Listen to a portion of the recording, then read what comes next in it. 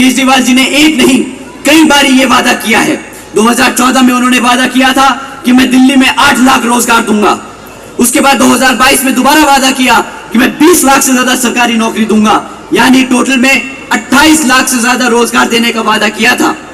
परंतु आज 11 साल बाद भी केजरीवाल जी की सरकार ने मात्र 12,500 नौकरियां दी हैं, मात्र 12,500 नौकरियां। भाई साहब, इनसे अगर कोई पूछे ना कि आपके वादों के पिटारे को खोल के दिखाओ, तो ये तो इतनी लंबी लंबी हाँकते हैं जैसे द्रौपदी की साड़ी हो, ये फेंके जाए और हम लपेटते जाएं। 28 लाख नौकरियां देने का वादा किया था और दिया क्या? 12,500 नौकरियां। ये भी कोई वादा होता है? ऐसे तो हम धोखा भी नहीं कह सकते, सामने सामने मुंह पे झूठ बोल के गया आदमी। इतना ही नहीं, बल्कि दिल्ली में जो पहले से सरकारी नौकरियां थी उनका आज इतना बुरा हाल कर दिया भाई साहब ने। आज 40% से ज्यादा वो सरकारी नौकरियों को भी इन्होंने कॉन्ट्रैक्चुअल यानी कच्ची नौकरियां बना दी। एक तरफ तो इन्होंने पक्की नौकरियां दी नहीं, दूसरी तरफ जो सरकार में पहले पक्की नौकरियां थी उनको भी आधी से ज्यादा नौकरियों को कच्ची बना दिया, ताकि कच्ची नौकरियों में इन्हें बाबा साहब का दिया हुआ जो हमारा आरक्षण है वो ना देना पड़े। साथियों ने कदम कदम पर हमारे बाबा साहब का दिया हुआ आरक्षण छीनने का काम किया है, चाहे हमारे बच्चों की वो शिक्षा हो, चाहे वो हमारे युवा साथियों के लिए रोजगार हो। आपने 200 यूनिट जो बिजली मुफ्त मिली, उसके एवज में आपने क्या कीमत चुकाई, आज आप समझ लीजिए साथियों। आपने शिक्षा गवाई, आपने साफ पानी गवाया, आपने साफ हवा गवाई, आपने अपनी नौकरियां गवाई और आपने अपनी यमुना नदी गवाई।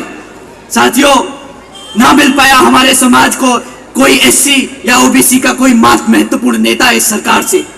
आपने ये सब गवाया है। मिला तो सिर्फ आपको एक भ्रष्ट सरकार, मिली आपको सिर्फ एक भ्रष्ट सरकार जिसके सारे नेता इवन मुख्यमंत्री तक जेल के पीछे होके चक्कर लगा के आ चुके हैं। यही मिला हमें पिछले 11 सालों में, एक भ्रष्ट सरकार जिनके सारे नेता एक बार जेल के चक्कर तो हवालात खाई आए। और जब ये लोग जेल में थे तब इनके पास मौका था हमारे एससी या ओबीसी समाज में से किसी को उप मुख्यमंत्री और मुख्यमंत्री बनाने का।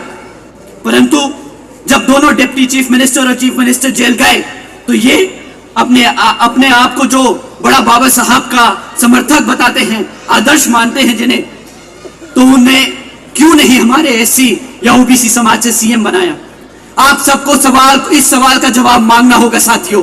जब इनके पास मौका था तो क्या इनके पास एक भी ऐसा एमएलए नहीं था जो एससी समाज से या ओबीसी समाज से जिसको वो सीएम बना सकते थे? इनके पास कई मौके रहे साथियों, इन्होंने एक बार भी हमारे समाज को वो सम्मान नहीं दिया जिस सम्मान के एवज में ये सत्ता में आए। साथियों, सच तो ये है कि इनसे बड़ा दलित और पिछड़े समाज का विरोधी कोई नहीं। साथियों, आज मैं आप सबके बीच में ये कह रहा हूं